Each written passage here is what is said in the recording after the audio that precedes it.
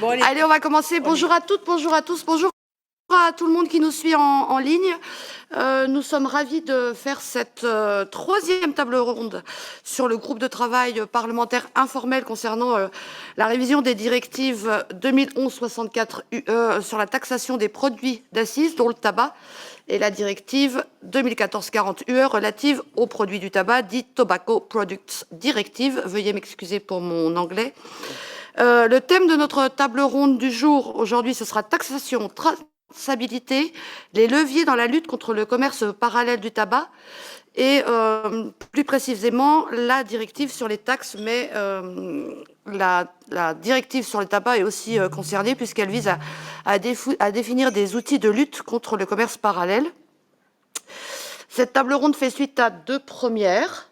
Une il y a 2 mois ici au Parlement européen, on le redira à la fin de cette table ronde, mais on aura une quatrième probablement en octobre 1. Et nous publierons de toute façon sur nos sites respectifs tous les enseignements et la conclusion de nos travaux, puisque la finalité de tout ça, évidemment, c'est la politique du tabac, le marché parallèle et comment on lutte contre le marché parallèle, et plein d'autres thèmes, puisque ce que nous aimerions, en tout cas moi ce que j'aimerions, c'est pas rentrer aujourd'hui dans un débat qui est technique sur les taux départ spécifiques et proportionnels qui constituent la structure des taxes, mais c'est de mettre en évidence des principes de garde-fou pour que le texte que nous adopterons permette réellement de faire baisser la consommation du tabac et non de favoriser l'industrie du tabac, puisque vous avez bien compris que nos tables rondes sont aussi là pour dénoncer à la fois les entreprises du tabac, le marché parallèle, le pantouflage, les révisions des droits d'assises. L'Organisation mondiale de la santé estime qu'une hausse de 10% des prix via la fiscalité entraîne effectivement une baisse de la consommation de tabac de 4%. Et les majors du tabac qui en sont conscients depuis au moins 3 décennies savent que si la mesure la plus efficace pour baisser la consommation est le prix, la mesure la plus efficace pour faire échec à cette stratégie taxe-prix, c'est le commerce parallèle qui pullule dans l'Union européenne. Et on voit bien que ça fonctionne. Un pays comme la France, qui a considérablement augmenté sa fiscalité, et donc les prix, a certes vu une baisse des achats de tabac dans le réseau légal de vente, mais pas la préférence tabagique. Et l'explication semble tenir de l'explosion du commerce parallèle du tabac, organisé, et je le dis encore ici, essentiellement par les fabricants de tabac, à près de 98%, comme on l'a vu dans les 2 précédentes tables rondes. Et je voudrais encore remercier nos précédents orateurs et nos précédents experts sur les tables rondes. Sans vous, il serait bien difficile d'aller trouver tous les éléments. Donc, merci à vous. Et j'ai proposé récemment, via une question écrite, que la mise en œuvre du protocole de l'OMS, quota et traçabilité indépendante, tous deux obligatoires en droit, mais toujours pas mis en œuvre, aujourd'hui encore, soit le corollaire de toute hausse de fiscalité. Donc ce sera une discussion qu'on va avoir. Tout le monde, évidemment, peut donner son avis. Et je rappelle par ailleurs ce que nous appelons désormais les nouveaux produits du tabac, parce qu'on ne va pas s'intéresser qu'aux cigarettes, mais aussi aux nouveaux produits du tabac, comme le snus, la cigarette liquide pour les cigarettes électroniques, nicotinique ou pas nicotinique, la puff, évidemment, qui aujourd'hui est une calamité, notamment chez les jeunes. Lorsqu'on envisage évidemment des modifications législatives ou fiscales pour réduire le tabagisme, on raisonne toujours sur la cigarette. Et justement, notre idée aussi, c'est d'aller plus loin. Et aujourd'hui, on offre des alternatives aux consommateurs, mais ces alternatives, il faut y regarder de plus près, parce que c'est un peu trop facile. Que dire de plus? Eh bien, ce qui, je pense, est aussi quelque chose de paradoxal, c'est que l'augmentation du prix du tabac pour des questions de santé publique, finalement, qui en bénéficie? C'est aussi les cigarettiers eux-mêmes. Donc c'est quelque chose de très paradoxal. En ayant une politique de santé publique contre le tabac, on a les cigarettiers qui gagnent encore plus d'argent. Donc, vraiment, trouver des réponses à tout ça. Je vais commencer par donner la parole à Monsieur Martin Drago d'Alliance contre le tabac. Ensuite, il y aura Lilia, qui était déjà avec nous la dernière fois. Merci encore d'être là. Monsieur Drago, je pense que vous êtes en ligne. Vous faites partie d'Alliance contre le tabac, ce qu'on appelle ACT. Et la parole est à vous. Si vous voulez, vous avez 10 minutes. Ça vous va, Martin? On vous entend pas. On ne vous entend pas. Oui, si je vous entends très bien, je vous remercie beaucoup pour votre invitation. Pour rester dans les 10 minutes, je crois que j'avais des slides à montrer. Je ne sais pas si c'est possible de les montrer à l'écran.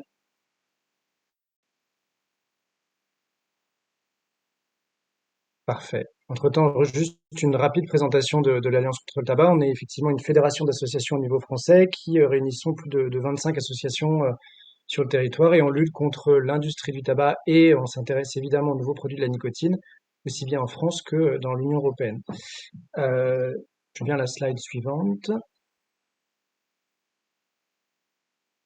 Donc oui, comme vous l'avez bien rappelé, hein, et comme l'a montré l'OMS, ce sur quoi je voulais moi revenir aujourd'hui rapidement, c'était que il est prouvé aujourd'hui qu'une taxation élevée, progressive et harmonisée, puisqu'on parle de l'Union européenne, c'est le levier le plus efficace pour lutter contre le tabagisme. Vous avez parlé de l'OMS, les chiffres de l'OMS derrière nous étaient confirmés en France par une étude indépendante. On a montré qu'une hausse de 10% du prix du paquet en France, c'était 5% des ventes. Mais comme on le verra par la suite des présentations, on a néanmoins, malgré la preuve que la taxation c'est l'outil le plus efficace, évidemment pas le seul, mais le plus efficace, malgré cette preuve-là, on a quand même une taxation du tabac qui reste assez faible en Europe, qui souffre d'un manque d'harmonisation, et surtout pour les nouveaux produits du tabac qui sont entrés sur le marché récemment et sur lesquels on s'est pas encore mis d'accord au niveau européen sur comment les taxer. Et le retard sur lequel reviendra l'IA après de la SFP, le retard de la révision de la directive sur la taxation des produits du tabac, bah, c'est le meilleur exemple des difficultés qu'on rencontre aujourd'hui en Europe sur ce sujet. Et l'une des raisons de ce retard, c'est l'utilisation que fait l'industrie du tabac du sujet du commerce parallèle. Et c'est là où c'est intéressant, et je suis peut-être un peu pas en désaccord, mais revenir sur votre intervention pour dire que c'est pas tellement le commerce parallèle qui pose problème, c'est l'utilisation de l'industrie du tabac dès qu'elle fait de ce sujet. Je viens à la slide suivante, s'il vous plaît. Parce que, premièrement, et c'est assez intéressant de voir qu'on a une industrie du tabac qui entretient déjà une confusion entre plusieurs termes. C'est-à-dire, dans commerce parallèle, on peut mettre beaucoup de choses.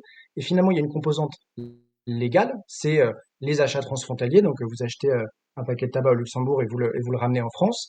Mais aussi les composantes illégales, c'est-à-dire les achats transfrontaliers illégaux, parce que vous ramenez plus de paquets de cigarettes que ceux à quoi vous êtes autorisé. Évidemment, la contrebande et la contrefaçon.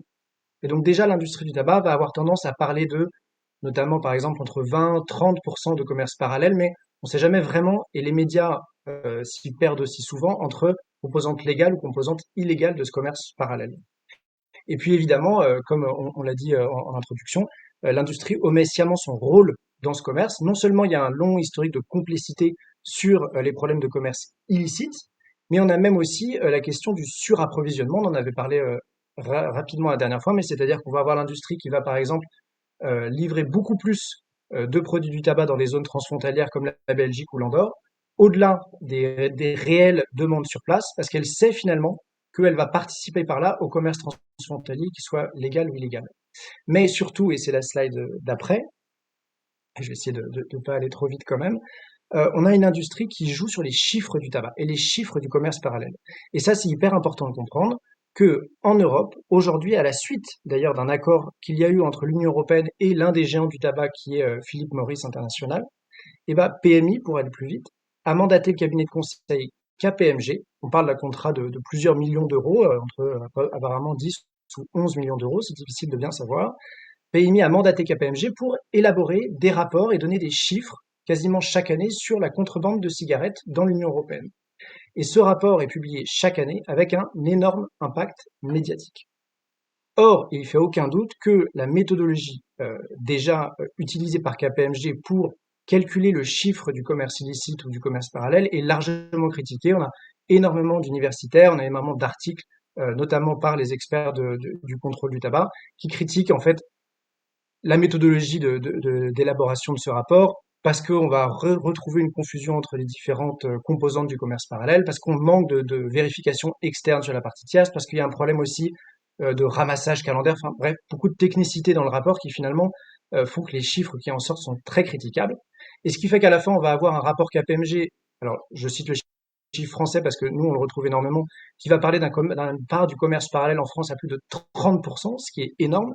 Et c'est là où d'ailleurs dans les médias, on va avoir ce vocabulaire de explosion, de boom du commerce illicite, alors qu'en réalité, il est plus autour de 15 ou 20% dans le commerce parallèle, avec seulement 6% de commerce illicite. Je veux bien la slide suivante. Et du coup, ce chiffre de l'industrie du tabac, eh ben, en fait, est hautement profitable à l'industrie. Pourquoi? Parce qu'on va déjà avoir une large reprise médiatique des chiffres de KPMG. Alors, en Europe, on va avoir des médias comme Euractiv qui vont le reprendre de manière quasiment constante. Mais aussi, en France, on a la plupart des grands quotidiens nationaux qui vont reprendre ce chiffre et qui vont dire, mais en fait, vous voyez bien que la taxation, ça ne marche pas, puisqu'on a un boom, une explosion du commerce parallèle. Et outre les médias, on a de nombreux décideurs publics, qu'ils soient français ou européens. En France, on a eu un rapport parlementaire qui a notamment nourri énormément de discussions par Monsieur Éric Woerth, proche et très proche de la majorité du gouvernement, qui a repris le chiffre du rapport KPMG en parlant lui-même d'explosion du commerce parallèle et qu'il fallait donc remettre peut-être un peu en question les politiques de taxation des produits du tabac. Et puis européen, évidemment, on retrouve facilement dans les questions parlementaires sur le Parlement européen les chiffres de KPMG qui vont être cités, et aussi bien les médias que les décideurs publics ne vont peut-être pas assez loin dans leur reprise des chiffres qui sont faits. Non seulement ils critiquent pas les chiffres ou la méthodologie de KPMG, et ils oublient souvent de rappeler que c'est un rapport qui est commandé par Philip Morris International et qui, à chaque fois, l'utilise bien à son propre intérêt. C'est-à-dire pourquoi? Principalement pour ralentir les politiques de santé publique, mais principalement l'effet de la taxation, en reprenant à chaque fois cet argument que fallacieux, qui est que plus qu'on augmente les taxes, plus il y a de commerce parallèle. Et vous voyez, il y a un boom du commerce parallèle, pour reprendre les mots de l'industrie du tabac. Next slide. Et ce qui est intéressant, c'est que nous, en France, les effets de ce lobby de l'industrie du tabac et de cette utilisation fallacieuse des chiffres du commerce parallèle, eh ben, déjà des effets extrêmement concrets. C'est régulier. En France, chaque année, lors du projet de loi sur la sécurité sociale, on discute des modalités de taxation des produits du tabac. Et ben, l'année dernière, le gouvernement a essayé de taxer le nouveau produit du tabac dont on a rapidement parlé, le tabac chauffé, commercialisé en France par Philip Morris sous le terme d'IQOS. Et en fait, on avait au début le gouvernement un peu perdu parce qu'on n'a pas de directive européenne sur la taxation du tabac. Donc on se retrouvait avec la France qui finalement est allée un peu au-devant avec d'autres États membres sur comment taxer ce nouveau produit. Et au début, on a le gouvernement qui souhaite proposer une taxation identique du tabac chauffé, comme les cigarettes traditionnelles, en disant c'est un produit du tabac, il y a les mêmes risques de santé publique, il y a les mêmes risques aussi politiques, donc on va le taxer de la même façon comme est taxé une cigarette. Donc ça se passait plutôt bien. Sauf que, en raison du manque d'harmonisation de la taxation au niveau européen, du fait aussi d'un lobby massif de l'industrie et des buralistes, hein, on a eu plusieurs centaines d'amendements qui ont été faits sur le texte a été modifié à la dernière minute.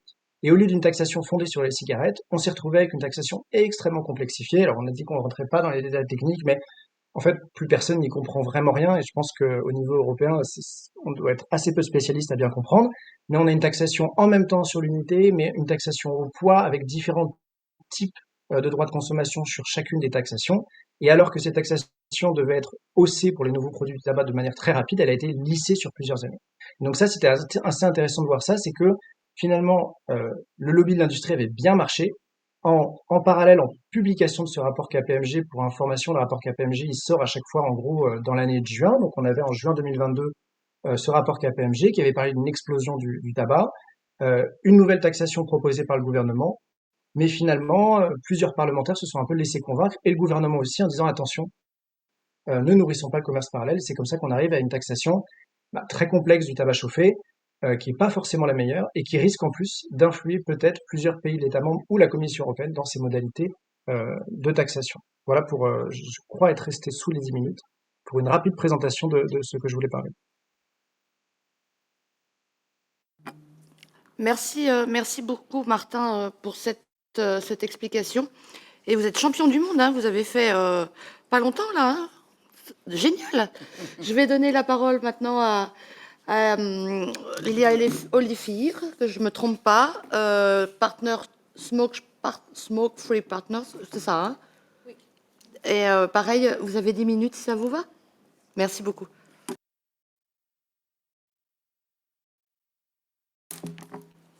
Good afternoon, everyone. Bonjour à toutes et à tous. J'ai également un PowerPoint à l'écran. Alors aujourd'hui, je vais vous parler de la main invisible de l'industrie du tabac et du retard dans la révision de la directive européenne sur la taxation du tabac. Alors je représente ici le Smoke Free Partnership. We are the coalition of... Nous sommes une coalition de plus de 50 ONG. Nous travaillons sur la mise en œuvre de la Convention cadre sur le contrôle du tabac. Il s'agit d'un traité international qui a été ratifié par l'Union européenne et presque tous les États membres. So today, I want to walk you through...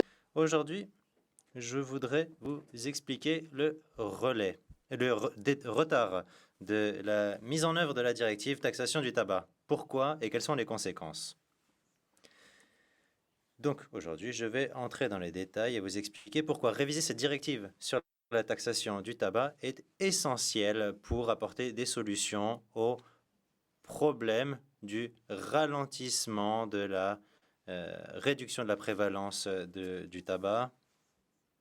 Il y a la question de la tarification des cigarettes et la situation dans certains États membres où le prix des produits du tabac est bien inférieur que dans d'autres États membres. Et cela incite à l'achat transfrontalier et au commerce illégal. Et ce que vous voyez ici à l'écran, c'est qu'en 2021, la révision de la directive sur la taxation du tabac a été intégrée au programme de travail de la Commission. La modification de la directive sur les arrangements généraux sur les droits d'accise a également été incluse. Et c'était en fait au point 22, on voulait répondre au commerce transfrontalier de cigarettes. Que s'est-il passé? Eh bien, la directive sur la taxation du tabac a été repoussée en 2021 et en 2022. On parle ici de l'article 32 de la directive sur les arrangements généraux concernant les droits d'accise. Et ici, il n'y a pas d'information sur ce qui est arrivé au plan de la Commission pour réviser cette directive. So here you see... Ici, vous voyez quelques articles de presse qui nous indiquent pourquoi cette directive est révisée, ce qui s'est passé. Eh bien, en 2022, on a annoncé une proposition de révision de la directive sur la taxation du tabac. Il était prévu qu'elle soit présentée le 7 décembre 2022 et chacun attendait cette publication parce que c'était la date officielle de la publication. Mais quelques jours avant, fin novembre, on a vu un article dans Politico qui parlait du Swexit et qui reprenait quelques messages sur Twitter publiés par un utilisateur qui n'avait pas beaucoup de public. Ça ressemblait un petit peu à une campagne orchestrée et qui indiquait que la Suède, les Suédois, quitteraient l'Union européenne si la Commission taxait le snus. Et ça a beaucoup intéressé sur les réseaux sociaux. Un quotidien suédois a repris l'information et il était fait référence ici à la proposition de révision de la directive. On indiquait que la Commission proposait d'imposer des accises sur le snus. Pour rappel, le snus est interdit dans l'Union européenne, sauf en Suède. Lorsque la directive sur la taxation des produits du tabac a été négociée en 2011-2013, il y a eu le scandale Dalli, l'affaire Dalli, qui avait permis d'exclure ce produit, ce qui montre bien à quel point le lobby du tabac est puissant. Et là, on voit que de nouveau, le snus et la Suède, Swedish Match, sont concernés. Que s'est-il passé ensuite? Fin novembre, il y a une publication dans les médias qui indiquait que la Commission repoussait la révision de la directive. Dans cet article, il est indiqué que la Commission européenne a repoussé la date de présentation de sa proposition de révision de la directive taxation du tabac en raison de circonstances imprévues. Donc la Commission n'explique pas pourquoi elle a repoussé la publication de cette proposition qui avait déjà été retardée une fois d'ailleurs. Ils ont indiqué que le contexte actuel de crise de l'inflation et de l'énergie n'était pas le plus favorable à une telle proposition.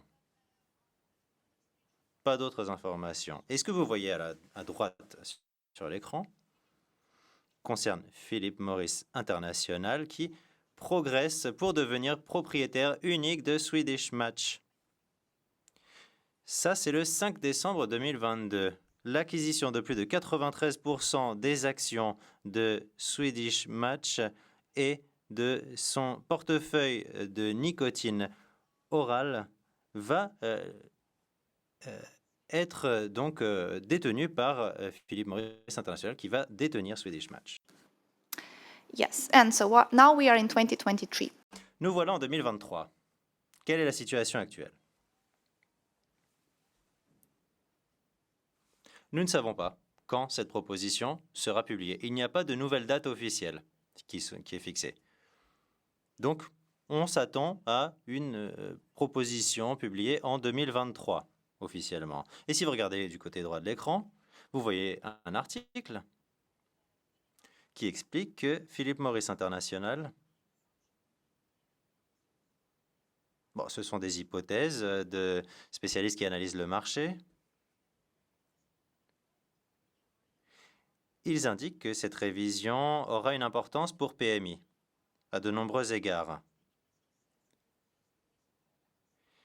Il s'agit de produits à risque réduit et cette définition, c'est le tabac chauffé, les patchs de nicotine, le snus et d'autres produits, avec un marché important dans l'Union européenne qui pourrait représenter jusqu'à 60% des ventes de PMI en 2022.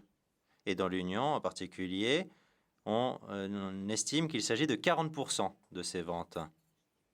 Peut-être que vous vous en souviendrez, l'an dernier, la Commission a publié un rapport sur l'augmentation rapide de la consommation de produits de tabac chauffés.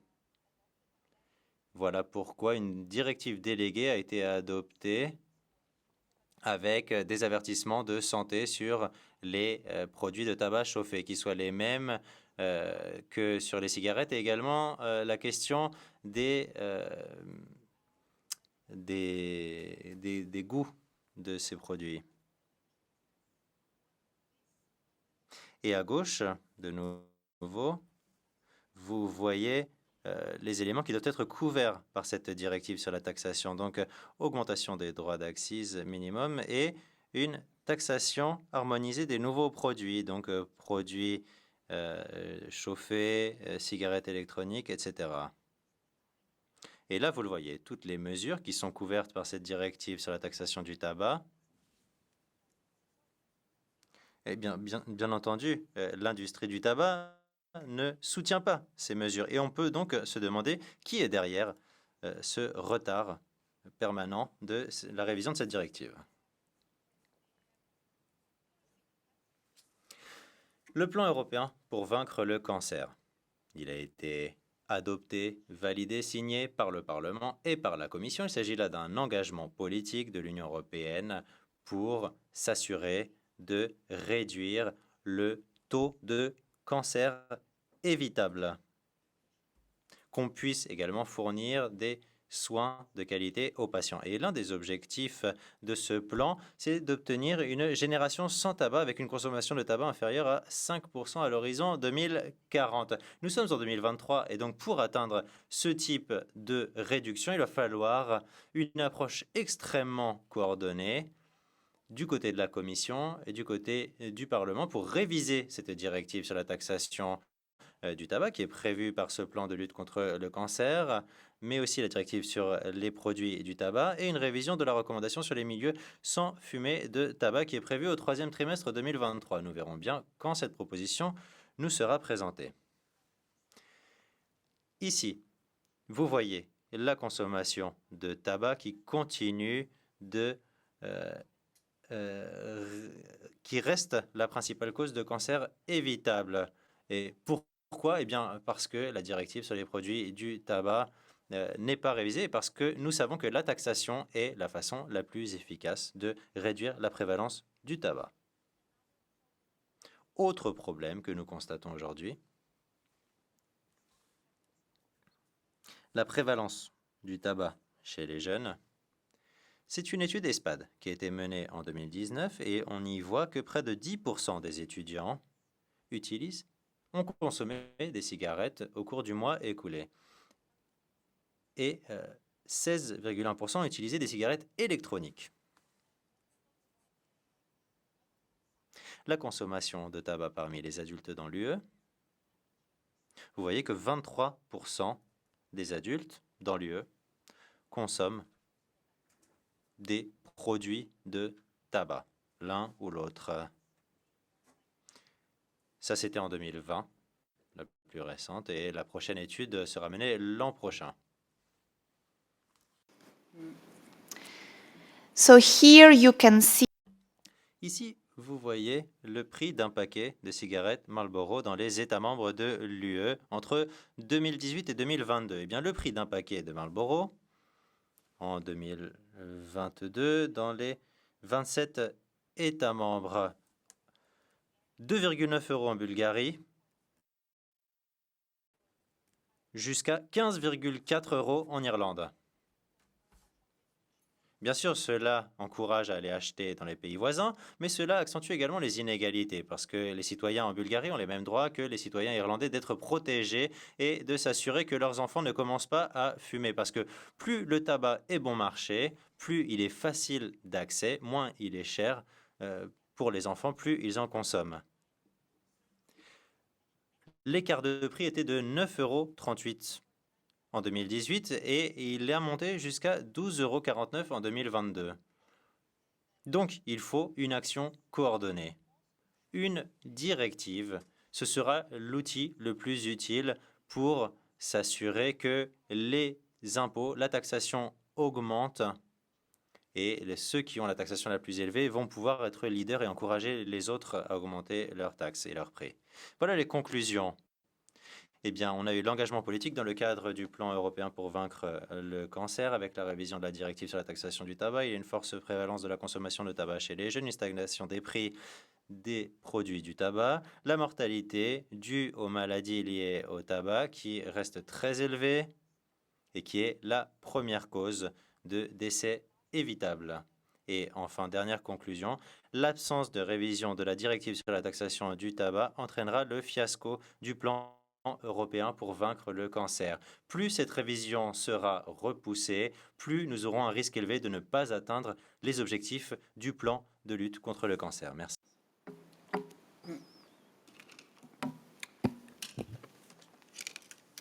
Ce qu'on vient de dire et votre démonstration, je vous remercie, montre quand même qu'il n'y a absolument pas de volonté politique de la Commission, de la présidente de la Commission européenne. Parce que, franchement, pourquoi on organise ces working groups? Ce n'est pas pour faire des réunions supplémentaires. Hein. C'est on attend au moins 2 directives. Elles doivent être révisées toutes les 2. Il devait y avoir ces révisions, vous l'avez très bien mentionné, et on ne voit toujours rien venir. On nous dit 2023, mais on est proche de 2024 où il va y avoir un renouvellement du Parlement. Donc on dirait qu'on fait tout pour dire on va répondre par rapport, quand même, il y a eu une commission sur le cancer. On avait bien ciblé le fait que, quand même, le tabac, c'est une des causes évitables, comme vous avez dit, sur le cancer. Eh bien, on ne voit rien venir. Et franchement, quand on regarde ce qu'il en est sur les recettes, parce que pourquoi ça ne bouge pas plus vite?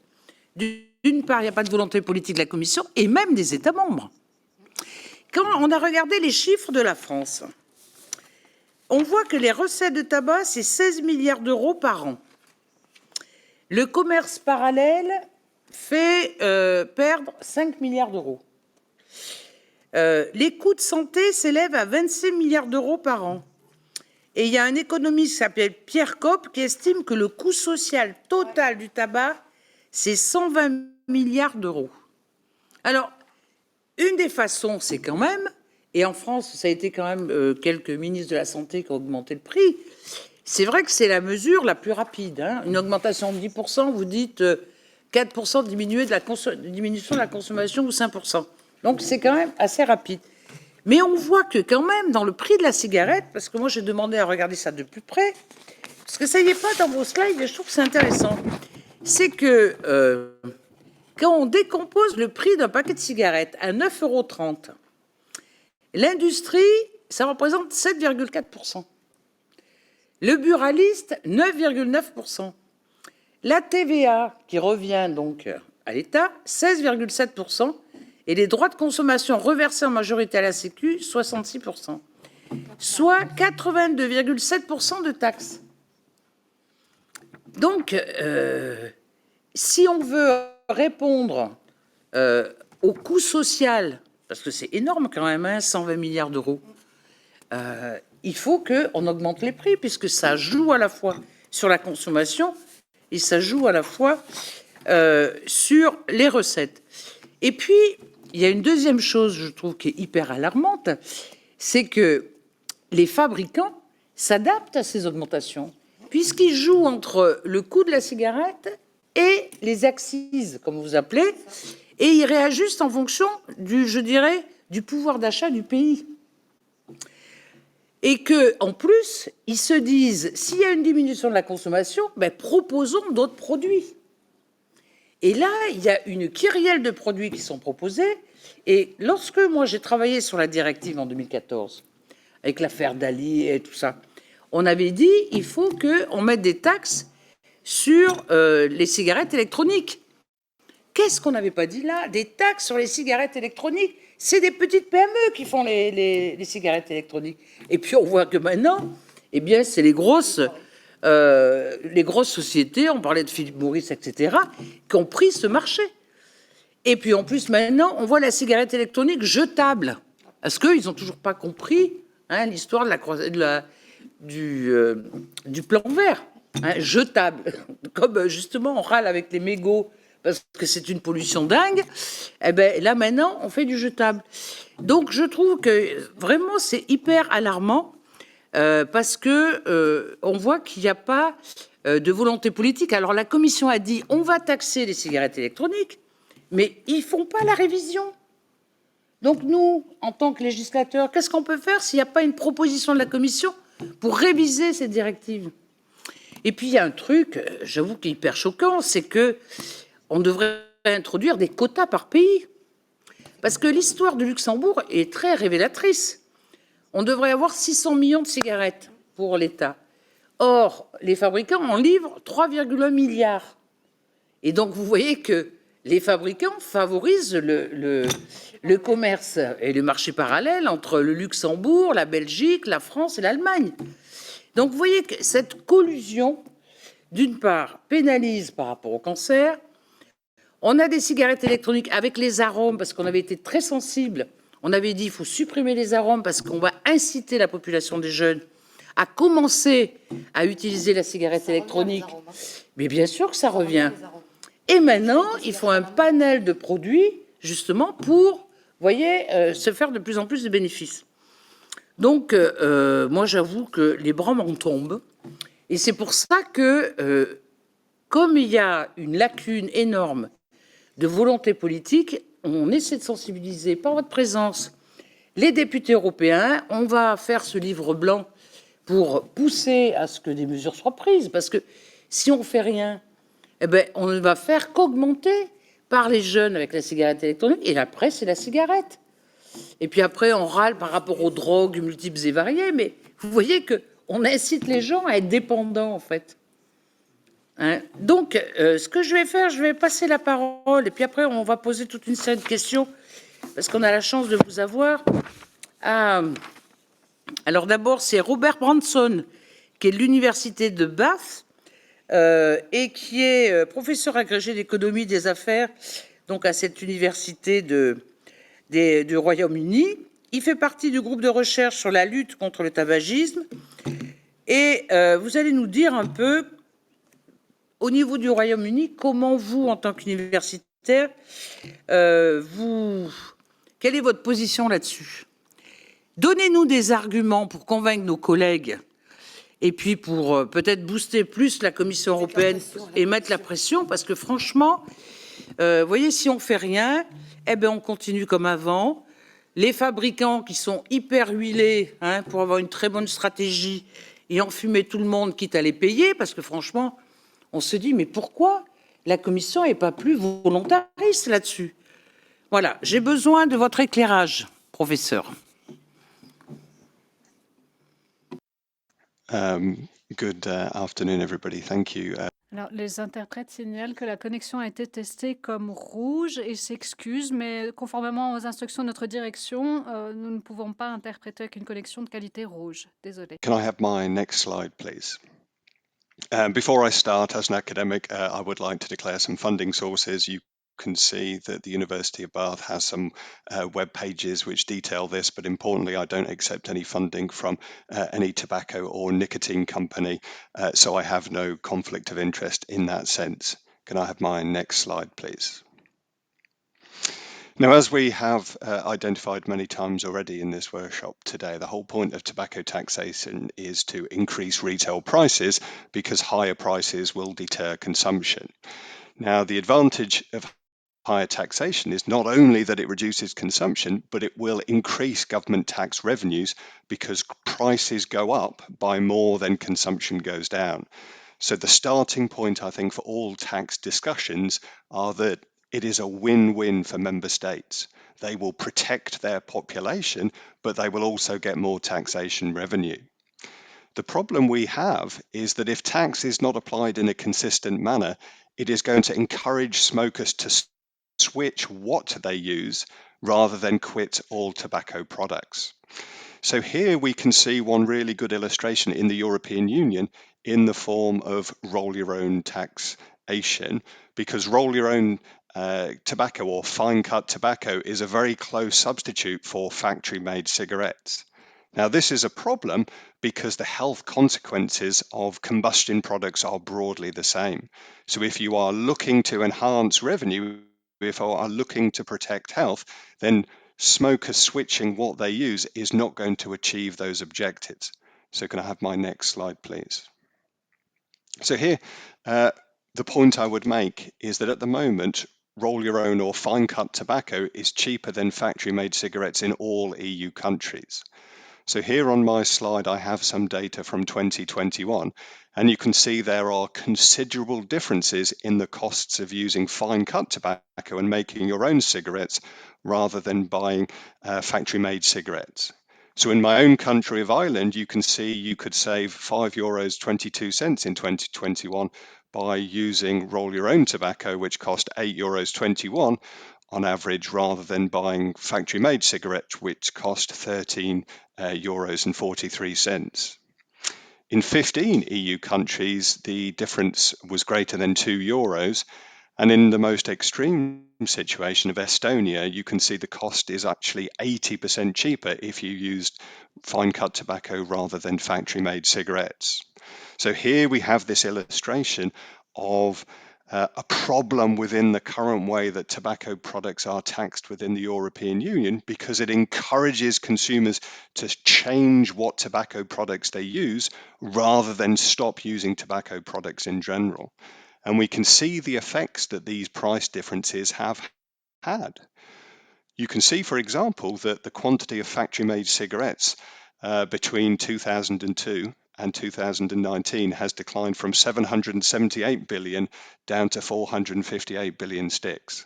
So there has been a huge reduction in the quantity of factory-made cigarettes, But at the same time, the quantity of roll your own tobacco has increased from 58 million kilograms to 79 million kilograms, which offsets a large amount of the reduction in the factory-made cigarette sales. And you can see here, I've got a couple of further examples of particular member states, with Germany and Spain being particularly stark examples. So the first message I would like to sort of convey very forcefully is this need to equivalize taxes. We need to make sure we are taxing products in the same way so consumers have the correct incentive to quit their habits rather than simply switching to cheaper but equally hazardous products. Next slide, please. In that regard, we can also recognise that the tobacco tax directive that we are talking about today actually sets minimum tax levels that must be respected by member states. Therefore, it allows member states to go beyond these minimum levels if they want to set their domestic tax rates higher. And we've already heard about countries like France and Ireland who set particularly high rates in Europe, which is great for those individual countries because it sends a really strong signal to smokers that they should quit their deadly habits. But of course, it creates this other challenge, which is that if they have a neighbouring member state that has lower taxes and lower prices, then that is going to create this incentive for consumers to go across the border to access those cheaper tobacco prices. Now, we know this is part of the EU single market, the ability of citizens to travel across Europe and to access whatever product they would like in any member state. But what it has done is create a number of regional hotspots that are particularly problematic for this issue of the parallel trade. So can I have my next slide, please? So here I've got one illustration for you to illustrate the scope of the problem. So here we can see that France has particularly high tobacco prices with a weighted average price of over 10 euros. But some of its immediate neighbours have considerably cheaper prices. Luxembourg, for example, charges less than half of the cost. So French citizens or people in the sort of relevant area of France have a very strong incentive to travel to Luxembourg to buy their cheaper tobacco products. Next slide, please. You can see the same is true, though, for consumers in other parts of France too. So once again, France has more expensive tobacco than either Spain or Italy, so consumers in those parts of France can equally access cheap tobacco. Next slide, please. So ultimately, what this tells us is that when we have, and hopefully we will have soon, a revised tobacco tax directive, we need to increase the minimum tax rates so that those countries which we could characterize as being relatively backwards in their tobacco taxation are going to be encouraged to increase their tobacco taxes so that prices in those countries increase too. That, though, is only going to be part of the story. There are other measures we can take too, which will help this issue. For example, is it really appropriate that a citizen can go into any tobacco retailer and buy any quantity of tobacco that they like? Does an individual consumer need to be able to purchase hundreds or thousands of cigarettes in any one transaction? So measures around the quantity that you can purchase to make it simply more difficult, to make it more annoying to take advantage of price differences could be an attractive policy that could also help to address this parallel trade that is causing individual high tax policies to be undermined. Next slide, please. We also, though, do need to be mindful of how the tobacco industry responds to higher taxes. And here I don't really have time to go into the details, but our research has found that the tobacco industry traditionally uses 6 particular strategies to try to undermine the impacts of higher taxation. So again, these are policies that we should be mindful of when revising rules to try to make it harder for the industry to deploy these tactics. For me, one particularly illustrative example of these strategies is shown in the picture that I can add to my slide now. Can I have my next slide, please? So here you can see the picture that has just been added compares to cigarettes from the tobacco industry, which have basically the same name. On the right, we have a packet of 20 regular factory-made cigarettes, and on the left, you have what is technically a cigarillo. Now, being a cigarillo means that it can bypass a lot of the rules that apply to factory-made cigarettes. But here, what you can't make out from the small picture is that it is being marketed as a leaf-wrapped cigarette. So by calling it a cigarillo, by following the law for cigars, it gets lower taxation. It doesn't have to comply with a minimum size of 20 sticks in a pack. It can continue to have flavors like menthol in this case. And this was from the UK, so it could continue to have fancy branded packaging. So this illustrates my point that the industry will look for weaknesses in taxation and other rules and will look to exploit them for its own interests. So we need to be aware of the industry's price strategies in terms of offsetting taxes and the idea that taxes translate into higher prices, but also about their other actions too. So the idea that they look to argue against taxation in the first place. The idea that they will try to suggest higher prices will drive the illicit market, for example. All of these things are about protecting the industry's position. Next slide, please. And here I think it's really important when discussing taxation, we need to be mindful of the industry's position. And put simply, making tobacco products is profitable like almost no other industry that we know of. So here I've got a really startling statistic, and that is in 2018, the most recent year for which I could find statistics, the 6 largest cigarette manufacturers in the world made a combined profit of $55 billion US. Now that is a large sum of money. That can be put into context though by saying that if you take the combined profits of household company names like Coca-Cola, Pepsi, Nestle, Mondelez, FedEx, General Mills, Starbucks, Heineken and Carlsberg, all of those international companies that we all know, they collectively only earned 51 billion profits. So we're talking about 9 companies instead of 6, and we are talking about companies that have lots of household names. So these are products that don't just make 1 or 2 products, they make a whole variety of products. So we are dealing with an industry that makes huge profits.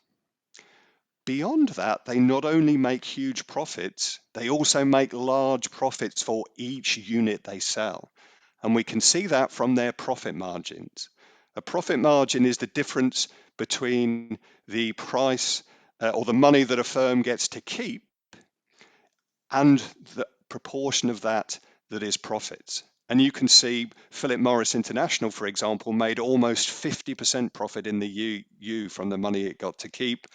And in the country where I live, the UK, Imperial, the market leader, actually was able to earn operating profits of almost 71%, meaning for every £100 they got to keep from selling tobacco products, £71 of that was pure profit. So we are dealing with an industry that makes vast profits in total, but also vast profits on each unit it sells. And we can see that if we can compare the profit margins to those other companies I was just talking about. These companies typically make profit margins in the region of 15 to 16%, so a lot lower compared with the margins that tobacco companies are earning. And here I would also point out that so far the evidence tells us that although these companies are developing lots of new profits, most of their profits, the vast majority, if not all of their profits, still come from their traditional consumption, their traditional combustion tobacco products. So their cigarettes, their fine cut tobacco. Next slide, please. Now this is important because these vast profits give the industry lots of resources that they can use to lobby for the outcomes that they would like to see, but also it gives them the incentive to make that effort because they want to continue to make these vast profits. So we need to make sure we understand the industry has a vested interest in continuing to earn these profits, and therefore they don't want their market to change. So here, for example, the discussions we could have around the illicit tobacco trade are a great example. We know that the industry spends a long time and spends a lot of money trying to tell us that increased taxes are going to translate to higher levels of the illicit tobacco trade. But we also know that when taxes don't increase, the industry will put their own prices up to make even more profits. So the industry has a vested interest, which it is using to try and get the outcome that it wants, and it's using this fear of the illicit tobacco trade to do that. So there are many country examples that have increased tobacco prices through taxation, but at the same time have had lower rates of illicit. So here we shouldn't be worried about the illicit tobacco market when setting taxes. We should recognize that it is a complicated picture, and the illicit tobacco market is primarily about enforcement. So here my final thought to you is to flag up to you the importance of Article 5.3 of the FCTC. As Lilia was mentioning, most EU member states, if not all, are signatories to the treaty. And this really tells us that we need to be mindful and protect consumers from the vested interests of the tobacco market.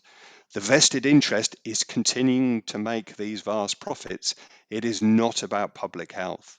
So we need to make sure that the industry is appropriately regulated so the benefits to society can be generated through higher taxation, but also more careful use of taxation.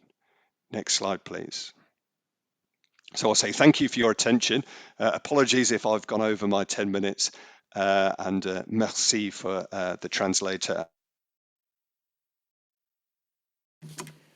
Merci beaucoup, Monsieur Robert Branson. J'avoue que ces chiffres, ça nous scotche. C'est-à-dire, on se dit, mais 55 milliards de dollars de profit, même avec les taxations, etc., c'est quand même colossal. On parle, vous voyez, des pétroliers, on parle de l'industrie pharmaceutique, parce que je trouve qu'il y a des liens, des fois. Mais c'est marrant parce que on ne parle pas des profits gigantesques que font quand même l'industrie du tabac. On ne parle pas trop des impôts qu'ils payent aussi. Hein, vous voyez, il y a la fiscalité aussi au niveau des impôts. Et on se dit, et ça, ce sera les prochaines questions, mais d'abord, je vais passer la parole à Olivier Milleron. Comment se fait-il qu'on n'arrive pas à bloquer le système? Alors, Monsieur Milleron, vous êtes cardiologue à l'hôpital Bichat. Vous connaissez le tabac. Vous avez été un addict du tabac. Vous en êtes sorti. Et vous avez écrit un bouquin, Pourquoi fumer, c'est de droite. Donc vous adressez aux gens de gauche, je présume. Alors, dites-nous un peu ce parcours et qu'est-ce que vous en retirez? Alors, donc ouais, moi je suis cardiologue, donc je suis cardiologue et en fait donc je suis bien placé pour avoir vu et voir de façon quotidienne. Moi je travaille à l'hôpital et donc on peut dire que les conséquences sanitaires du tabac, tout le monde les connaît. Les docteurs, mais la population, on les connaît en fait. On peut dire qu'il y a des énormes campagnes qui ont été faites. Et les chiffres, même si à chaque fois qu'on les redonne, sont quand même très impressionnants, que la moitié des consommateurs réguliers du tabac vont en mourir. Donc c'est quand même du jamais vu dans l'histoire des produits de grande consommation, que ça reste la première cause modifiable de décès en Europe, on l'a dit. 700 000 morts par an en Europe, hein, c'est quand même fou. Et en France, c'est 75 000 morts par an en France. Et pour comparer, les morts par accident de la route, qui occupent quand même beaucoup de politique publique, d'argent, de police, de contrôle, c'est 3 000 morts par an. Voilà. Donc quand on fait la comparaison entre les deux, ça paraît hallucinant. Et pourtant, sachant tout ça, tout ça est écrit sur tous les paquets de cigarettes. Maintenant, regardez un paquet de cigarettes avec les photos horribles qu'il y a dessus, ça devient presque insoutenable. Et pourtant, on a à peu près 25% de la population adulte européenne qui fume. Next slide, please. Le reste du constat, c'est qu'on a commencé à en parler, mais l'industrie du tabac, c'est probablement la pire industrie dans l'histoire du capitalisme, parce qu'elle commence, le début du tabac et de la commercialisation du tabac, c'est l'arrivée des colons européens en Amérique. Ils découvrent le tabac, ils vont commencer à le cultiver en utilisant des esclaves. Et puis après, au moment de l'industrialisation, il y a la machine à cigarette qui est créée. Donc là, c'est un modèle d'un produit qu'on a un stock énorme, il n'y a pas de marché. Et donc, il y a un monsieur qui s'appelle James Duke, qui est un producteur de cigarettes, qui invente le merchandising, la publicité qui va donner envie à des gens de fumer. Donc, on a un produit qui n'apporte rien, dont personne n'a besoin. Mais on réussit, grâce à la publicité et au merchandising, à en faire un produit de grande consommation. James Duke, pour la petite histoire, il a inventé de mettre des photos de femmes dénudées dans les paquets de cigarettes pour qu'on commence à acheter des paquets de cigarettes. Donc bien avant les petites cartes dans les paquets de céréales avec des bonhommes Disney, il avait déjà inventé les petites cartes avec des femmes dénudées. L'industrie du tabac, c'est la première manipulation de l'opinion avec la manipulation des luttes féministes, une fausse manifestation organisée par un communicant qui s'appelait Édouard Bernays et qui a fait croire que des manifestantes qu'il avait payées étaient des suffragettes et il leur a fait fumer des cigarettes avec l'idée que le fait de fumer était associé à la liberté et une lutte contre le patriarcat. Et aujourd'hui encore, ça marche très bien. Malheureusement, en France, le tabagisme féminin continue à augmenter, contrairement au tabagisme des hommes. Surtout, le modèle de l'industrie du tabac, c'est la stratégie du tout, inventée dans les années 50 par les Big Tobacco qui sont allés voir John Hill. Et il a tout inventé sur on va payer de la science qui va dire on n'est pas sûr que le tabac rende malade, alors qu'ils savaient déjà dans les années 50, et ils vont influencer les scientifiques, mais aussi les politiciens. Ils vont s'assurer d'avoir des campagnes de presse qui font passer les idées qui les arrangent. Et aujourd'hui, quand on regarde les techniques des vendeurs de diesel ou de pesticides ou les climato-sceptiques, c'est exactement ces techniques-là qu'ils utilisent avec un certain succès aussi. Et l'industrie du tabac, plus récemment, ils ont utilisé les traités de libre-échange. On est en train de reparler là, de signer des traités de libre-échange avec l'Amérique du Sud. Et ben, dans ce cadre de ces traités de libre-échange, il y a des tribunaux arbitraux supranationaux qui ont été prévus et ils ont utilisé ça pour faire pression sur les États, en particulier l'Uruguay, avec un président élu qui voulait avoir une politique vigoureuse anti-tabac et ils ont été menacés d'une amende. Ils demandaient une amende de 10% du PIB du pays. Donc vous imaginez comme ça a paralysé plein d'autres petits pays comme ça à ce moment-là pour lutter contre le tabac. Donc ça, c'est des choses qu'on connaît plus ou moins, mais qui sont moins connues, je pense, de la population et des milieux militants. Next slide. Et donc moi, je suis cardiologue, mais je suis aussi militant depuis de nombreuses années dans des luttes sociales et environnementales, le droit au logement, le droit pour l'accès aux services publics et autres. Et dans les luttes sociales environnementales aujourd'hui, on cible des projets et des industries qui s'opposent à l'intérêt général. On cible la malbouffe, ça fait longtemps qu'on en parle en France en tout cas. Le prêt-à-porter, on en a, excusez-moi pour la faute d'orthographe, les finances et les banques, la bétonisation, les pesticides, les hydrocarbures, l'accaparement des ressources naturelles. On a eu des grosses luttes en ce moment sur l'eau en France, sur les méga-bassines. Jamais l'industrie du tabac n'est une cible en termes de politique dans nos milieux militants. Et ça, c'est une vraie interrogation, un vrai impensé, à mon avis, des luttes sociales et environnementales aujourd'hui. C'est pour ça que j'ai écrit ce bouquin, Next Slide. Et ce livre, c'est un essai qu'au début j'ai écrit pour des copains qui sont fumeurs. Moi, j'ai arrêté de fumer parce que j'ai peur de mourir. Mais j'essaye de trouver... on est tous aux alentours de 50 ans maintenant et c'est le bon moment pour arrêter de fumer. Et donc, j'essaye de trouver des arguments en plus pour les faire arrêter de fumer. C'est pour ça que j'ai écrit cet essai. Au début, il ne devait pas être publié. Puis finalement, ça intéressait des gens et donc il est publié. Next slide. Et je crois que l'objectif, c'est qu'il faut qu'on change le rapport à l'industrie du tabac des personnes concernées par les luttes sociales et environnementales. Donc là, il y a des luttes qui sont très techniques et politiques et c'est très important de les avoir, mais je pense qu'elles ne marcheront que si elles s'appuient sur un mouvement populaire, en tout cas une conscience populaire de tout ça, parce qu'aujourd'hui, on a les preuves, et il faut le faire savoir, que l'industrie du tabac, elle est écocidaire, elle atteint les droits sociaux et elle fait pression sur les gouvernements, on le voit très bien, donc elle remet en cause nos démocraties. Diapo suivante, next slide. Et donc, il faut qu'on fasse connaître les conséquences sociales et environnementales du tabac. Et donc, tout ça sont des données connues. Hein. Des ONG ont montré qu'aujourd'hui, dans le monde, il y a plus d'1 million d'enfants qui travaillent dans des champs pour cultiver du tabac. Que ça, c'est le résultat de l'exploitation des cultivateurs de tabac. C'est-à-dire qu'on sait qu'il y a du travail dans les enfants quand les parents sont mal payés et qu'ils sont obligés de faire travailler leurs enfants pour survivre. Mais aussi des conséquences environnementales terribles. Hein. On considère qu'il faut couper un arbre pour produire 300 cigarettes.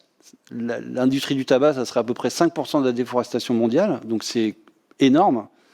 En équivalent CO2, c'est l'équivalent de 3 millions de vols transatlantiques, donc on est de plus en plus à se poser la question de prendre l'avion. Hein, quand on se pose la question de partir en vacances, pour un certain nombre d'entre nous, ça devient problématique de prendre l'avion. L'eau, on a parlé des méga-bassines, hein, des luttes très importantes, mais pour produire une cigarette, il faut 3,7 litres d'eau. Et donc, on a beaucoup parlé de la méga-bassine de Sainte-Soline. La production, enfin la dépense d'eau de l'industrie du tabac, c'est 26 000 méga-bassines de Sainte-Soline par an. Donc c'est hyper important. Il n'y a pas du tout de remise en cause des luttes environnementales. Hein. C'est qu'il faut qu'on fasse les deux, quoi. Et si on s'intéresse aux luttes environnementales, il faut qu'on s'intéresse à la lutte contre l'industrie du tabac. Et puis, il y a le sujet mégots. On pourrait tenir des heures sur les mégots. C'est en dehors du fait que c'est du plastique, c'est un déchet plastique, que ça ne diminue pas le risque d'être malade. Ça rassure faussement les consommateurs de cigarettes. Et le mégot, c'est un déchet qui est bourré de toxiques. Donc, balancé dans la nature, c'est quelque chose qui va diffuser avec une toxicité qui est résumée par une expérience. Si vous prenez un mégot, que vous mettez dans 1 litre d'eau et que vous mettez des poissons, il y aura la moitié des poissons qui vont être morts au bout de 48 heures, tellement c'est toxique. Next slide, please. Donc, comment on peut agir? Je pense qu'il faut parler, d'écrire, mais aussi, on a parlé de la taxation tout à l'heure. Je pense que c'est toujours un sujet sensible pour les politiques de dire qu'on va augmenter les impôts. Sauf qu'il faut dire combien ils nous coûtent. Combien ils nous coûtent? Ils attaquent l'industrie du tabac, il faut les voir comme ils rendent malades les gens, et donc c'est des dépenses pour notre système de protection sociale, et notre système de protection sociale, est attaqué de toutes parts. On explique tout le temps que ça coûte trop cher et qu'on n'a pas assez d'argent. Si on regarde ce que coûte l'industrie du tabac et ce que rapportent les taxes, on considère que pour la France, je n'ai pas les autres chiffres, mais je pense que ça pourrait être quelque chose qui est fait dans tous les pays européens, il faudrait que le paquet soit au moins à 40 € pour que l'addition soit nulle, pour pas qu'on paye avec le reste de nos cotisations sociales les dépenses de santé dues au tabac. Je parle des dépenses de santé, et il y a toutes les autres externalités négatives, comme on dit, qui sont la pollution dont on a parlé en particulier. Je pense qu'il faut attaquer l'industrie du tabac à chaque fois qu'on peut. Et donc, au cours des derniers mois, moi, j'ai vu des textes. Alors, je ne suis pas du tout technicien. Les textes européens, c'est compliqué. Mais il y avait eu un accord européen pour interdire les produits dont la production conduit à la déforestation. Il y a le cacao, le café, le soja, plein de trucs, mais pas le tabac. Pourquoi on ne pose pas la question? C'est même pas la peine de se dire est-ce qu'on va réussir à le mettre dedans. Mais il faut qu'on en parle à chaque fois. Et le tabac tout le temps. Il faut les cibler tout le temps. Mécanisme européen de taxe carbone aux frontières, c'est pareil. Il y a l'électricité, l'engrais, le ciment, pas le tabac. Il faut les cibler. Je pense qu'il faut à chaque fois les désigner et redire tout le temps que ce n'est pas une industrie fréquentable, c'est pas une industrie comme les autres, c'est une industrie qui vend juste un produit toxique et qui va rendre les gens malades. Il y a un pacte vert, j'ai vu, qui est en ce moment dans les tuyaux, qui veut innover sur la gestion durable des déchets. Ça tombe bien, il y a plus de 150 ONG qui demandent dans les négociations sur le plastique d'interdire les fils de cigarettes, qui est un déchet plastique qu'il faut supprimer complètement de notre civilisation. Le fil de cigarette, c'est le déchet en nombre qui est le plus ramassé dans le monde. Hein. C'est énorme. Next slide. Donc voilà, en conclusion, je pense que dans toutes les modifications de notre société auxquelles on aspire beaucoup, que ce soit sur le plan social et environnemental, on peut se dire que l'industrie du tabac, c'est vraiment le symbole du capitalocène. Hein. On est une production qui est complètement déconnectée des besoins humains. Il n'y a aucun aspect positif à la cigarette, au tabac. C'est une manipulation des consommateurs depuis le début. On le voit dans l'histoire de l'industrie du tabac. Ils ont recherché des profits, quelles qu'en soient les conséquences, et on a vu qu'ils étaient prêts à tout. Ça consomme des ressources naturelles et ça pollue pour faire des profits faramineux, et donc il faut qu'au minimum, ils soient taxés le plus qu'on peut. Cette accumulation de capital, je pense que c'est aussi un souci aujourd'hui dans le monde, c'est-à-dire qu'on a des multinationales qui deviennent tellement puissantes sur le plan financier qu'elles ont une capacité d'influence sur les États qui pose problème, et ça remet en cause, je pense, nos systèmes démocratiques. Et ça leur permet d'avoir une influence médiatique, financière et politique qui remet en cause nos démocraties et qui fait beaucoup de mal à tout le monde. Je pense que la lutte contre l'industrie du tabac, c'est une lutte politique et il faut faire des luttes techniques, des textes techniques, mais il faut en permanence avoir un discours politique et il faut les mettre en exergue. Il faut dénoncer les hommes politiques qui ont des accointances avec l'industrie du tabac. En France, on a vu des députés déposer des amendements clairement écrits par Philippe Maurice. Je pense qu'il faut les dénoncer et il faut clairement que ce soit quelque chose qui pose problème dans la vie politique, ce qui n'est pas le cas actuellement. Ma conclusion, c'est dans le combat actuel pour essayer de changer la société, en particulier sur le climat, si on n'est pas capable de gagner contre l'industrie du tabac, je vois qui vraiment a aucune utilité sociale, que des conséquences négatives pour la collectivité, comment on peut imaginer gagner contre les autres industries polluantes? Et donc je pense qu'au niveau politique, pour tous les gens qui sont dans cette volonté de transformation, je crois qu'il faut que tout le monde se mette ensemble pour que l'industrie du tabac soit ciblée et devienne un symbole politique d'une lutte qu'on doit gagner. Je vous remercie. Merci beaucoup là, pour cette intervention, parce que vous nous renvoyez à une lacune. Parce que moi qui ai beaucoup travaillé sur la déforestation importée, eh ben, on pensait absolument pas à mettre le tabac. Vous voyez, on regardait le cacao, le café, ou alors l'huile de palme, etc., mais pas le tabac, quoi. Vous avez tout à fait raison de souligner ça. Taxe carbone aux frontières, et puis quand on parle de pollution de l'eau, on parle beaucoup des perturbateurs, des pesticides, mais on pourrait parler aussi du tabac avec les mégots, etc., et toutes les substances toxiques. Il y a un aspect qu'on avait traité, mais ça c'était pendant la directive, c'était tous les additifs qui étaient mis dans le tabac. Parce que vous voyez, je trouve, quand vous dites aucune... ça n'apporte rien à la société. Le problème, c'est que ça apporte une addiction, la nicotine. Plus tous les produits qu'ils mettent où les gens sentent que, vous voyez, ça les déstresse, etc. Parce que tout ça, c'est un peu, je dirais, calculé. Mais si vous dites à un fumeur, mais ça t'apporte rien, ben, le fumeur, il dit, oui, mais quand même, la cigarette, ça me déstresse. Ou ça... Oui, enfin, vous voulez répondre à ça? Moi, je veux bien répondre à ça, parce que je pense que il faut vraiment qu'on se mette d'accord sur le fait que la cigarette, c'est dégueulasse. Ce qui est bon, c'est d'être dépendant de la nicotine. Mais il n'y a pas de spécialistes de la cigarette qui se réunissent. Il y a des œnologues qui sont spécialistes du bon vin, il y a des spécialistes du chocolat, il y a des salons du chocolat. Il n'y a aucun spécialiste de la Marlboro versus la Lucky Strike. Ce n'est pas un bon produit, il n'y a pas de vertu gustative. Donc le seul truc... Le produit de Big Tobacco, c'est la nicotine. Et c'est d'ailleurs pour ça qu'ils continuent avec d'autres produits où il n'y a même plus de tabac, il n'y a que de la nicotine dans la vape. Donc il faut vraiment sortir de ça et sortir de la... Parce que ça donne une mauvaise conscience, en fait, de dire il y a un discours en particulier vis-à-vis des classes populaires et qui est hyper problématique. C'est-à-dire que les classes populaires, comme la malbouffe, comme les accidents de voiture, comme les armes à feu aux États-Unis, c'est les classes populaires qui sont ciblées et qui en souffrent le plus. Donc dire que la cigarette, c'est quelque chose qui apporte un petit peu de bonheur aux classes populaires, je pense que c'est problématique. Et il faut dire non, vous êtes victime. Et il faut clairement avoir un discours qui est différent entre le fumeur, c'est un toxico qu'il faut aider, mais la place qu'on fait dans nos milieux, en particulier militant à la cigarette et à l'industrie du tabac, c'est quelque chose qui doit complètement être condamné. C'est deux choses différentes, mais je pense que c'est très important. Mais l'idée de dire non, finalement, ça apporte du plaisir. Non, ça n'apporte aucun plaisir. On va passer aux questions, puisque là, on a eu 4 interventions très intéressantes. Donc, la parole est à vous. Allez-y. Bonjour, Estelle Dubard de D&D Consulting Services. J'étais déjà venue la dernière fois à votre table ronde.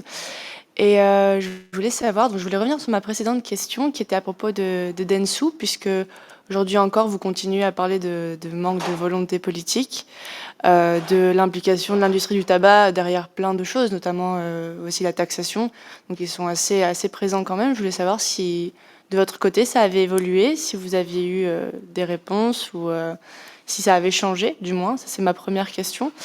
Et j'ai une deuxième question, je vous la pose aussi tout de suite, comme ça c'est fait, qui s'adresse plutôt à Martin Drago et Robert Brenson, donc qui est en fait à propos des liens entre l'industrie du tabac et les entreprises qui gèrent les systèmes de traçabilité, puisque de base ça a été quand même développé par les grands du tabac.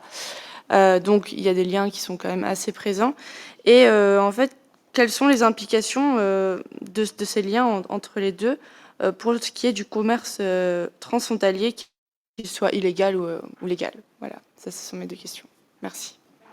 Bon, moi, je vais vous répondre d'abord sur Dentsu, puisque vous savez que on a soulevé la problématique du lien incestueux, je dirais, entre l'ancien DG sur la santé de la Commission européenne, qui a été embauché par Dentsu, et ce DG avait été responsable de la traçabilité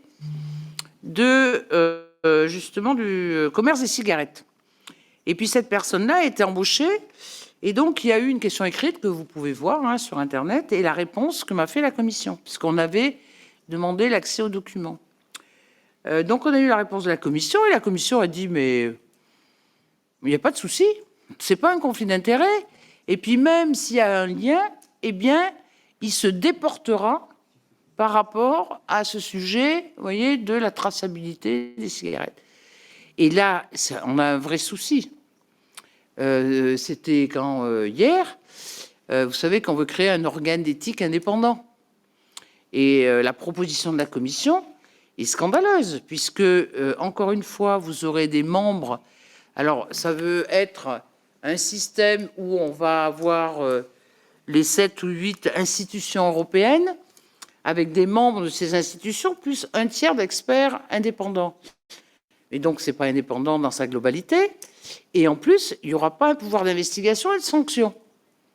Donc, ça ne sera qu'un organe consultatif. La seule chose qu'ils vont faire, c'est d'harmoniser, vous voyez, conflit d'intérêts, porte tournante, etc., etc. Donc, vous voyez, moi, c'est mon 3e mandat. Quand je vois le fonctionnement, je me dis, la corruption, elle est à l'intérieur. Parce que si on n'a pas cette volonté d'avoir des experts indépendants, après, on va voir, si vous voulez, sur les sanctions, si c'est à cet organe de sanctionner ou on renvoie ça à des tribunaux. Vous voyez, bon, après, ça se discute. Mais s'il n'y a pas cette volonté d'investigation et de sanction, alors qu'est-ce qu'on fait là? Et puis, ça vous explique pourquoi la Commission est aussi peureuse pour attaquer le problème du trafic illicite. Parce que franchement, regardez, depuis qu'il y a la traçabilité, est-ce que ça a diminué le trafic illicite? Non. Donc ça veut dire que c'est un échec. Et pourquoi c'est un échec? Parce qu'il n'y a pas une volonté, justement, qu'il y ait un organisme indépendant qui trace ça. Parce que tout à l'heure, je vous citais l'histoire de Luxembourg, mais quand on regarde le trafic illicite, le commerce illicite, il y a du commerce illicite dû carrément aux fabricants du tabac, il y a un peu de commerce illicite dû à des commerces parallèles. Mais la plupart, c'est encore l'industrie du tabac.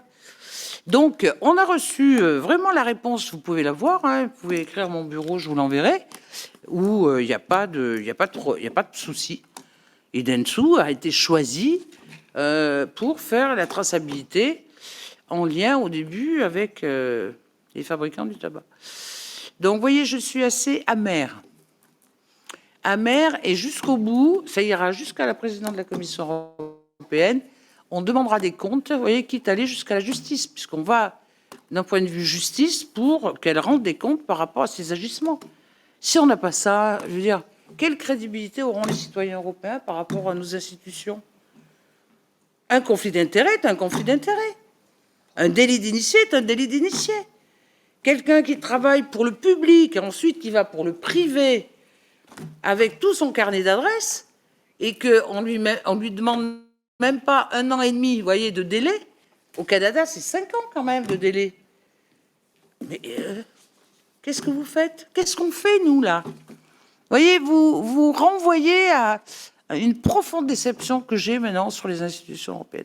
Et pourtant, je suis vraiment pro-européenne. Mais des institutions comme ça, l'exemple du tabac nous montre qu'il y a un truc qui ne va pas. Je trouve que c'est vraiment le sujet le plus incroyable où on voit cette corruption latente et acceptée à la fois par la Commission européenne et par les États membres. Parce que les États membres, enfin moi je vous renvoie aussi une question. Expliquez-moi pourquoi on n'arrive pas à avoir une harmonisation des prix. Pourquoi le Luxembourg, si c'était un pays pauvre comme la Roumanie et la Bulgarie, je comprends que le prix du tabac est plus faible, mais là, vous avez vu le prix des cigarettes au Luxembourg? Non, et pourquoi on n'a pas une harmonisation entre la France, la Belgique, l'Allemagne, le Luxembourg? Vous voyez? Donc il y a bien aussi les États qui sont complices du système. Enfin voilà. Et pour en rajouter à la frustration, parce que Michel et moi, on se partage les tâches quand même, hein, on essaye de taper un peu toutes les deux de chaque côté. Mais je crois que c'est une question que vous avez posée la dernière fois aussi, sur le contrat de Dentsu. Et nous avons fait une question écrite pour le contrat de Dentsu, savoir si on pouvait avoir quelques nouvelles, comment ça allait se passer. Je crois que notre question n'a même pas passé le premier stade, qu'on nous a répondu circuler, il n'y a rien à voir, secret des affaires. Donc nous l'avons refaite avec l'aide les deux cabinets et aussi il y a le cabinet de Pierre, je crois, qui a co-signé, Pierre Larouturou, qui a co-signé la question. On va attendre, on va voir. Mais comme le disait Michel, bon, moi, c'est pas mon 3e mandat, c'est mon 1er mandat. Mais autant on arrive à travailler avec des collègues députés et même des fois avec la commission sur des sujets, autant là, on sent vraiment c'est silence radio. On n'y arrive pas. Et je voudrais juste reposer une question. Moi, au départ, Code Identify, c'était pour la traçabilité du tabac. Ça a été mis en place par Atos, qui était à l'époque directeur d'Atos. Voilà. Ça montre encore une fois qu'il peut faire attention à ce que je dis, mais qu'il y a des accointances entre l'industrie du tabac et quelques personnages à la commission. Voilà.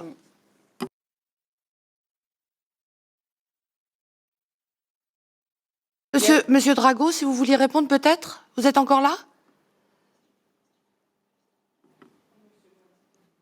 Intéressant comme question, et je pense on est tous. Vous m'entendez, c'est bon? Oui, oui. On est tous à peu près d'accord sur le manque d'indépendance du système de traçabilité qui existe aujourd'hui dans l'espace de l'Union européenne. Et j'imagine que si vous avez posé la question, c'est que vous en savez plus et peut-être même plus que nous, parce que nous, on commence à s'y intéresser et que c'est une question hautement technique. Et effectivement, l'industrie du tabac, elle est présente dans le système de traçabilité par plusieurs points hyper techniques de choix des auditeurs du système de traçabilité, aussi d'entrepôts de stockage des données de ce système de traçabilité. Donc on voit que il est hyper poreux par rapport à l'industrie du tabac. Moi, ce que je peux vous dire, c'est qu'en France, en fait, la question, c'est vraiment ce chiffre du commerce illicite. Le fait que l'industrie du tabac soit dans le système de traçabilité empêche d'avoir des chiffres exactement de savoir combien elle participe à ce commerce illicite, combien de paquets fabriqués par l'industrie finalement se retrouvent aujourd'hui dans les saisies qu'on a des douanes. On a aussi un problème sur le fait que on a, nous, en France, des services des douanes qui sont extrêmement poreux par rapport à la Confédération des buralistes. Pourquoi? Parce que les douanes sont l'autorité de tutelle en France des buralistes, donc ceux qui vendent le tabac. Ce qui fait qu'on se retrouve aujourd'hui, par exemple, en France, avec une communication quasiment quotidienne des douanes sur les saisies de contrebande ou de contrefaçon. Et ce qui fait que finalement, en fait, toute l'énergie gouvernementale en ce moment, elle est dirigée sur la contrebande et la contrefaçon, et pas tellement sur une question de santé publique, mais vraiment sur comment arrêter cette contrebande. Et le problème, c'est que ce sujet, il est nourri par l'industrie du tabac. Et donc, typiquement, en ce moment est débattu à l'Assemblée nationale un projet de loi de douane, et on a des amendements qui sont proposés par certains parlementaires et qui viennent directement de la Confédération des buralistes sur comment calculer ce commerce parallèle, qu'est-ce qu'il faudrait faire pour arrêter ce commerce parallèle. Et on oublie un petit peu le côté santé publique, mais beaucoup plus sur le côté loi. Je ne sais pas si ça vous répond à votre question, mais c'est sûr que nous, c'est des questions qu'on voit en pratique tous les jours, et vraiment en ce moment avec ce projet de loi de douane, on essaye de surveiller de près au niveau de l'Assemblée nationale. Oh, Bon, pardon, oui, j'ai oublié mon micro. Donc, Estelle, c'est bon pour vous? Super. Alors, je le redis, les interprètes donc restent là encore 5 minutes, après on ne les aura plus. Oui, je me dépêche. À vous la parole. Merci beaucoup. Anne Damiani, je suis journaliste à l'Agence Europe et je m'occupe particulièrement des questions fiscales. Il se trouve que moi-même, je suis mosellane et donc je connais très bien la situation du Luxembourg parce que voilà, j'habite à moins de 20 minutes de la frontière. Est-ce que pour vous, il n'y a pas aussi un souci parce que au Luxembourg, il y a ce qu'on appelle le tourisme à la pompe. C'est-à-dire que de notre côté, il y a plus de pompes d'essence, il n'y a plus... Il y a plus de buralistes quasiment, parce que tout le monde traverse la frontière, on va faire notre plein, on prend les cigarettes et on prend l'alcool. Donc est-ce qu'il n'y a pas aussi, alors peut-être plutôt une question à poser aux collègues en fisc, mais comment avoir un impact, parce que comme la fiscalité reste à l'unanimité du Conseil, comment avoir un impact sur la fiscalité du Luxembourg? Merci.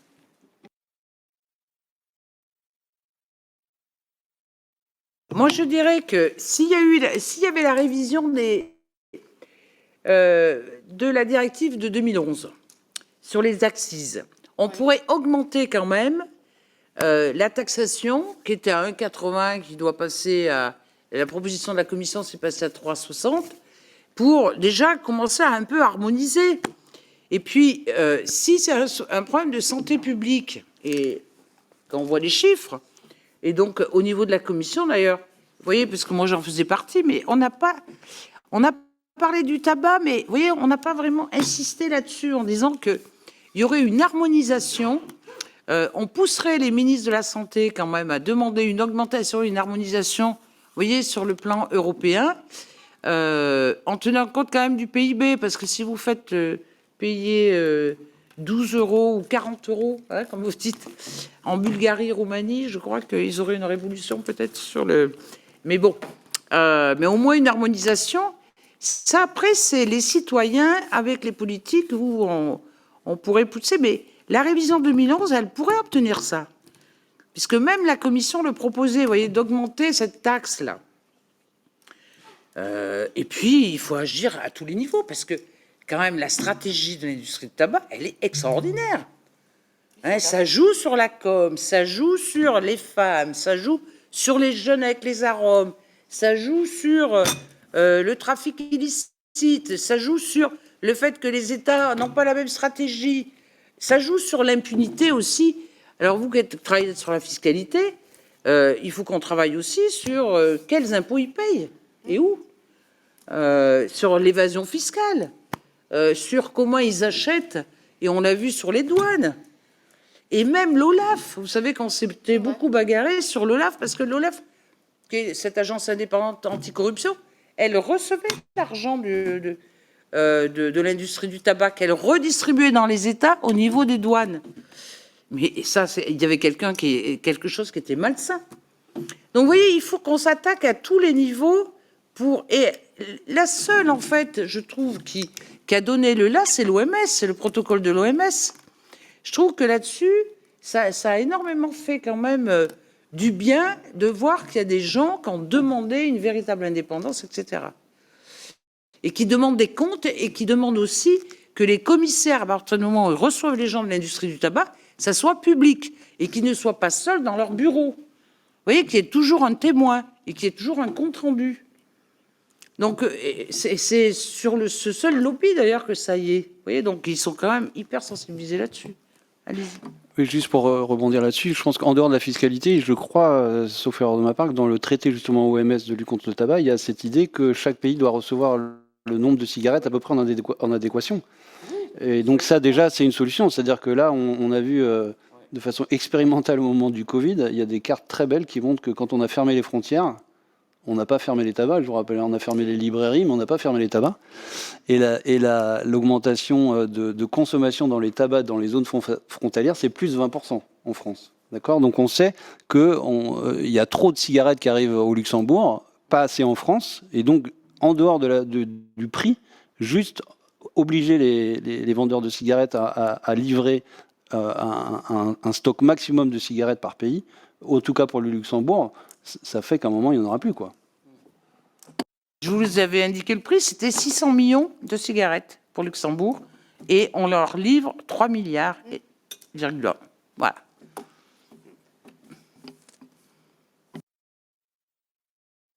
Question. Alors, vous n'avez pas répondu à ma question. Pourquoi les gouvernements acceptent cette différence de prix? Ça les arrange. Mais pourquoi? Parce que plus le Luxembourg, par exemple, ils augmenteraient, plus ils recevraient des taxes, plus il aurait des recettes. Pourquoi ils acceptent ce différentiel? Parce que ça repart en Belgique, ça repart en Allemagne, ça repart en France. Est-ce qu'ils sont achetés?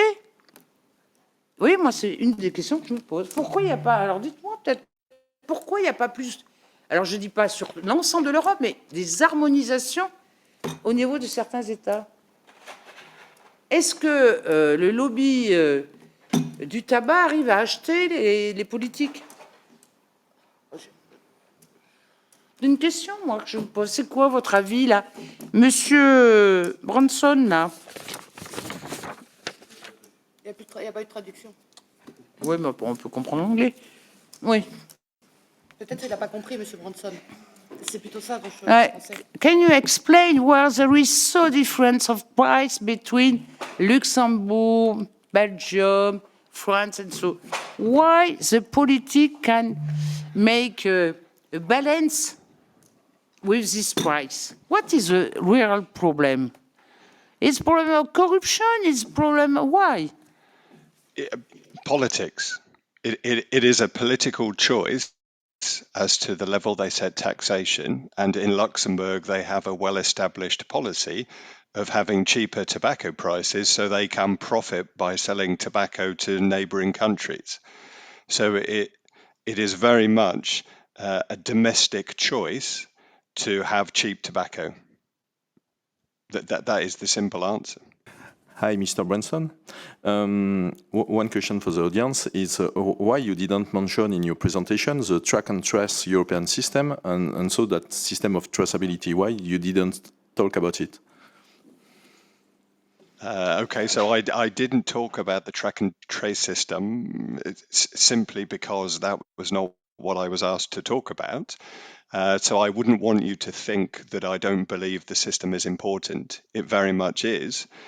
And I think it's important to distinguish two elements of why the system isn't working very well at the moment. The first is what we've been talking about already, this idea that the industry is involved in the construction of the system. But secondly, there is a problem with what we do with the data we get from the system.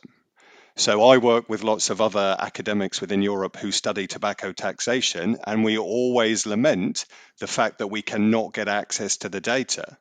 Because even if the European Commission and member states do not take action with the data that is provided, at least let us as academics explore the data so we can understand what it is showing, because that would at least give some benefit to the system. So I think the system, even if it isn't perfect, could be better used than it is at the moment, and it could help make the existing tax rules better than they are currently able to function. And ultimately, it comes back to this idea of industry profits. The industry doesn't want the system to work very well, because if the system works well, it would reduce the profits that they can make. And those profits are addictive, just like the tobacco products that they make. Il y avait une question par nos auditeurs. Monsieur de Primis, vous avez la parole. Oui, je voulais poser une question. Donc, je travaille pour la radio-télévision suisse et je suis des questions liées à la lutte anti-tabac. Et j'ai une question relative à la COP10 qui va avoir lieu fin novembre 2023 à Panama City. Je suis assez étonné en fait. J'ai suivi en fait tous les débats jusqu'ici. Ma question est plutôt vers Madame Rivasi. Je suis assez étonné. Il y a une forme d'opacité en fait dans le cadre des débats et je me pose même la question, est-ce que le Parlement européen, dans le cadre de l'ensemble de ces comités, vont suivre ou pas les débats de cette COP? la position unique ou pas qu'aura la Commission européenne à Panama City.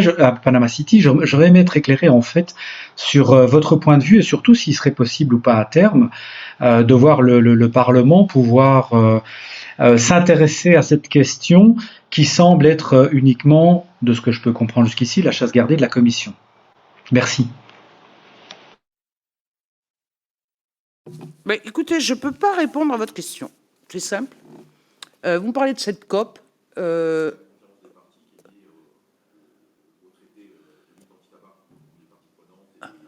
Écoutez, pour l'instant, c'est absolument... Non, d'abord, je ne suis pas invité. Mais comme c'est la conférence des présidents, c'est les responsables de partis politiques et des parties prenantes, et donc on n'a pas été associés. Et vous posez quand même une question très... parce que je vais m'y atteler pour leur demander justement, est-ce qu'il existe un groupe de travail avant d'aller justement avec cette réunion au Panama, et de quoi il en retourne? Vous voyez, l'accès aux documents, ça sert. Et qui représente l'Europe, oui. Et même qui représente l'Europe, et puis même s'il y a les États membres, qui va représenter les États membres. Mais j'avoue que, vous voyez, vous me l'apprenez, hein.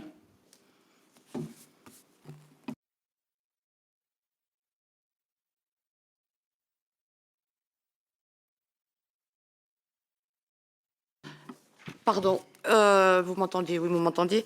On va peut-être clôturer pour cette troisième table ronde. Et donc, on voit bien de nos échanges de ce soir que les révisions des directives relatives aux structures, relatives à la structure et les taux d'essis sont applicables au tabac et aux produits du tabac dites Tobacco Products Directive sont intimement liés. Je pense peut-être que dans cette future directive qui reviendra, mais c'est une idée, hein, nous pourrons peut-être ajouter une taxe particulière pour les cigarettiers à leur propre charge, vu les profits qu'ils font. Je disais bien que pour les EHPAD privés à but lucratif, puisqu'ils bénéficiaient de la solidarité, ils avaient qu'à avoir des impôts un peu plus élevés vu ce qu'ils faisaient payer aux personnes âgées. Je me dis peut-être que les cigarettiers, pareil, on pourrait leur rajouter une petite taxe particulière vu leurs profits. Ils en mourront pas, hein, sauf s'ils fument beaucoup. Évidemment, on voit qu'il faut absolument pas lâcher sur les questions du tabac et peut-être aussi que dans la directive, si elle est révisée, alors pardon, je parle très très mal anglais, c'est pour ça que je le fais en français, mais peut-être qu'on pourra rappeler le protocole de l'OMS, car on voit que c'est un traité international et qui devrait être la base de toute politique, en fait. Sur l'harmonisation fiscale, bon courage. J'ai pas d'autres mots. Pour l'instant, c'est un naufrage, mais on s'y tient.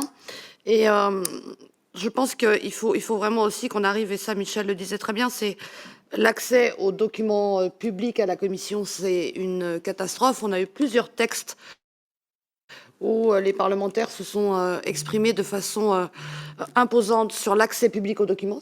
Enfin, moi, depuis le début du mandat, on voit souvent des textes sur l'accès public aux documents. On se rend compte que des fois, on a plus facilement les documents au Parlement que ceux de la Commission. Donc, il faut continuer à marteler tout ça.